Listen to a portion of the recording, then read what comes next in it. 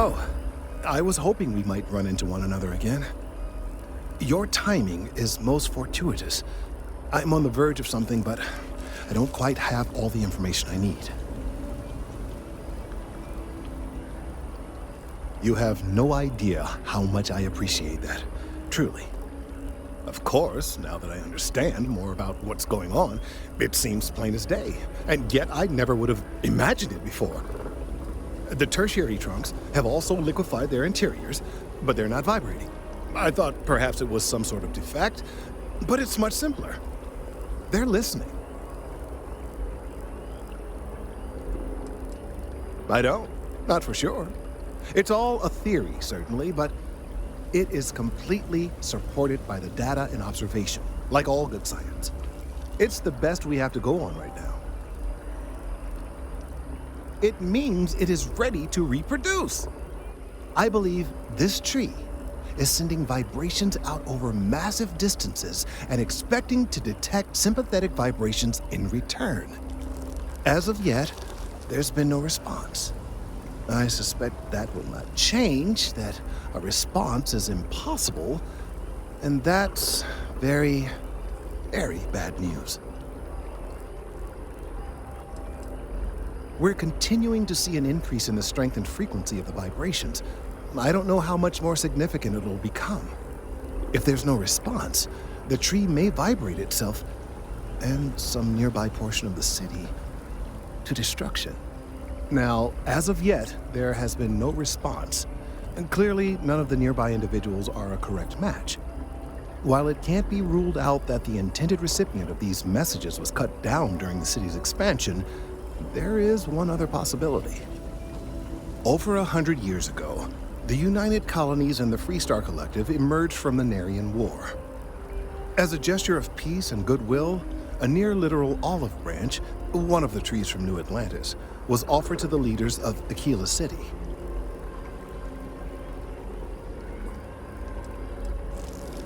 Certainly wouldn't have been my first suggestion. Something about the common roots of humanity or some such. Politicians and their metaphors. Of course you can't just uproot a native species and plunk it down on some other planet in a totally different environment and expect it to grow. Clearly no exobotanists were consulted ahead of time. The end result was wholly predictable. The tree died within a few short years.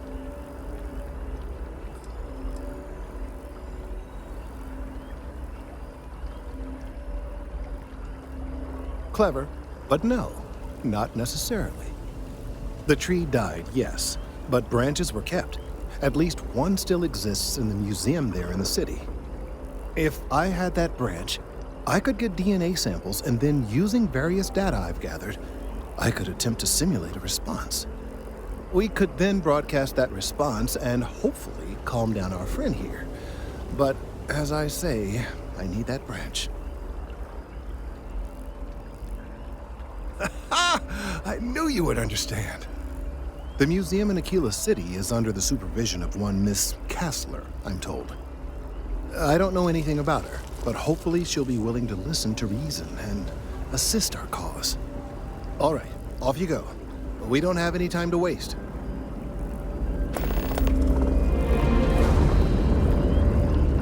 I hope Aquila City has what we need. Had I not explained that? Perhaps I wasn't clear. I have been rather agitated lately. Thanks to the large sample size of the data from my colleague, I can use a generative algorithm keyed to the unique DNA and structure of an individual specimen.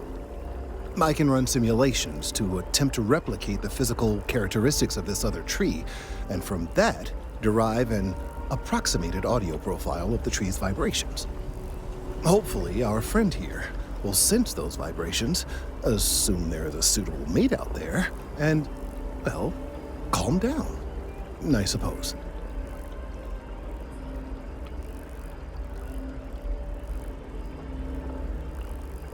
I assure you, this is decades of expertise speaking. Hard to say. As I mentioned, I have no personal knowledge of this woman who runs the museum. I did take it upon myself to send correspondence explaining our predicament. but there has been no response. I do hope she will appreciate our situation and be sympathetic. If she is not, well, as an official representative of MAST, I could never condone or even suggest that theft was a viable option. But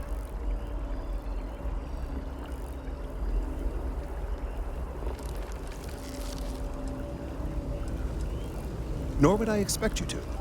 I would simply ask that you do whatever you can.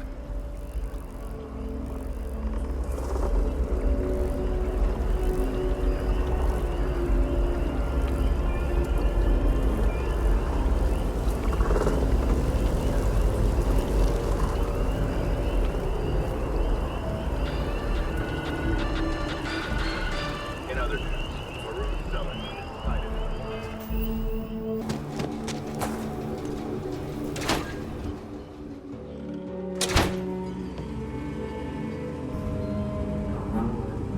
Hi. Please feel free to have a look around. It's the reason I started this place. Everything you see here is a piece of Aquila City's history. Very well. People are proud of their history here, so we get more visitors than I was expecting. So it gets pretty busy here, especially with school field trips.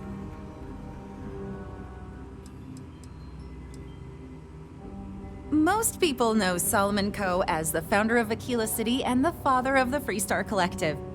He was an astrophysicist who lived on Earth in a place called Wyoming. Solomon was born around the time people first started living in space. Later in life, he designed starships, and when Earth was in peril, those ships helped to save humanity by taking them to new homes in the stars. Absolutely. During the Great Exodus, Solomon came to this world. He named our star Cheyenne, which was also a place on Earth, and gave Aquila its name too. He and some others built the settlement that would go on to become Aquila City, and his descendants still live here today. Aquila City was founded over 150 years ago by Solomon Coe, a scientist and explorer from Earth. Along with other settlers, Coe built the structures you see in the part of the city we call the core. Those proud buildings still stand today. The planet was dangerous, so they built a wall around their settlement. Eventually, they ran out of space and started building outside the wall. There were so many buildings that they had to build another, larger wall, forming a second outer ring around the growing city. Of course, the city didn't stop growing, and before long, the third wall, the outer wall you see today, was constructed. Today, Aquila City is the proud capital of the Freestar Collective, and the Council of Governors continues to meet here when they need to.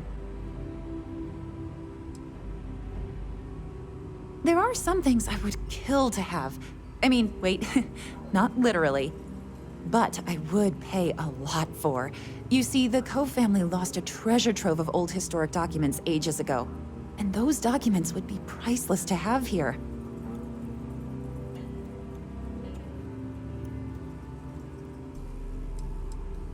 Well, all of them were owned by our city's founder, Solomon Coe. He's more than that, really. He's one of the greatest heroes of the settled systems. These documents would be, like I said, priceless to the museum and to our guests. Their absence pains me. Jacob Coe and I have talked at length, and his great-grandfather was a troubled man. He sold off various historic documents to cover debts. They could be anywhere. If you find any of that trove of documents, I will pay dearly for it.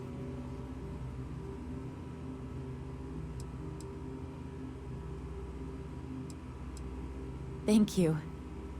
Think of the future generations that could benefit from seeing such important history. Let me see. Oh dear Lord. It's real. It still exists. This is the original charter for Aquila City. And you can see their signatures. This is really the birth of the Freestar Collective. The core philosophy of limited government and inalienable rights. All here. Thank you. If you find anything else, please come back.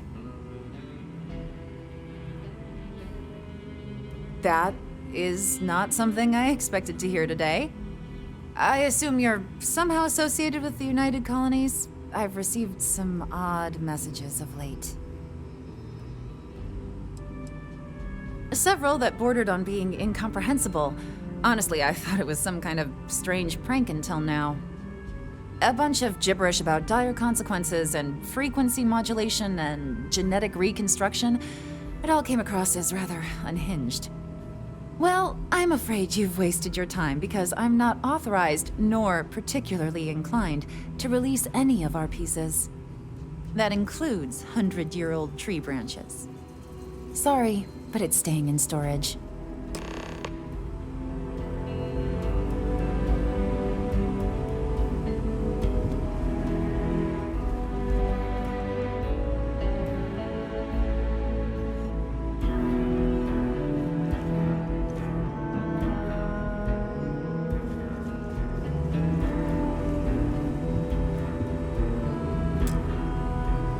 If you find any more of the Coe family's legacy, please let me know.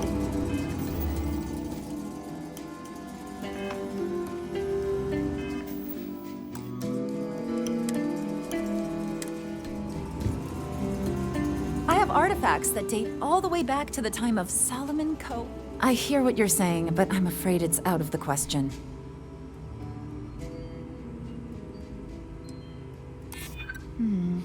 I guess I don't want to impede anything important.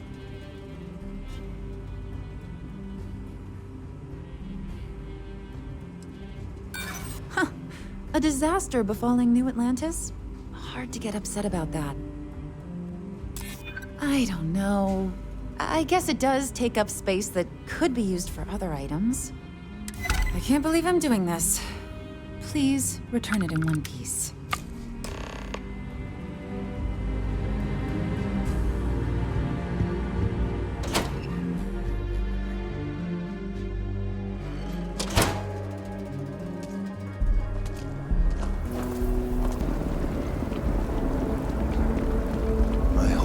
City has what we need.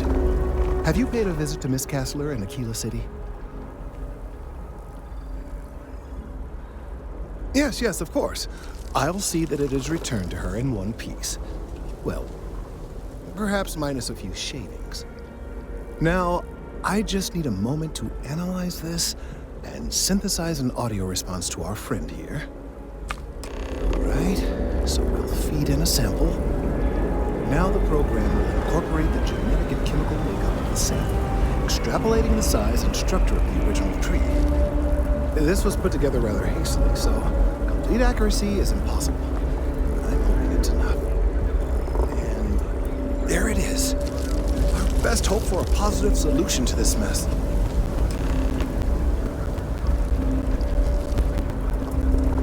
So, we now have a simulated response to our tree.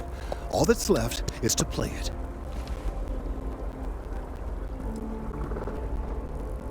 An excellent question. I have been wondering myself.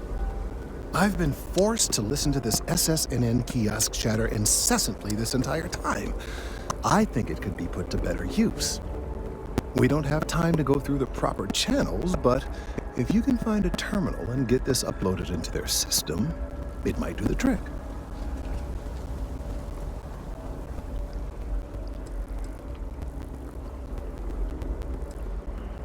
You're right.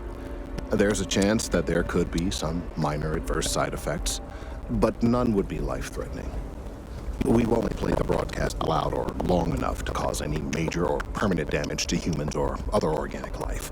And aside from that, if we don't calm this tree down soon, well, I fear that the vibrations it's emitting will eventually reach such strength it could severely damage our internal organs.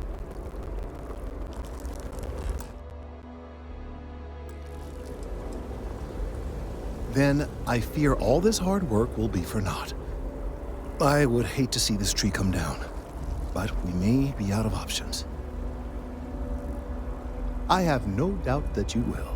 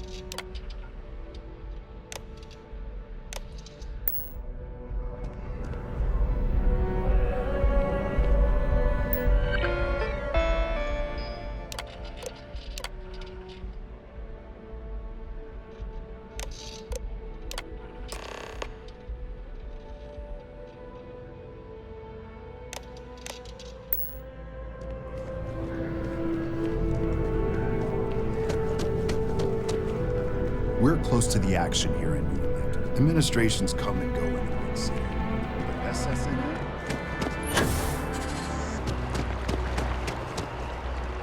Want to challenge your instincts and hone those corporate skills?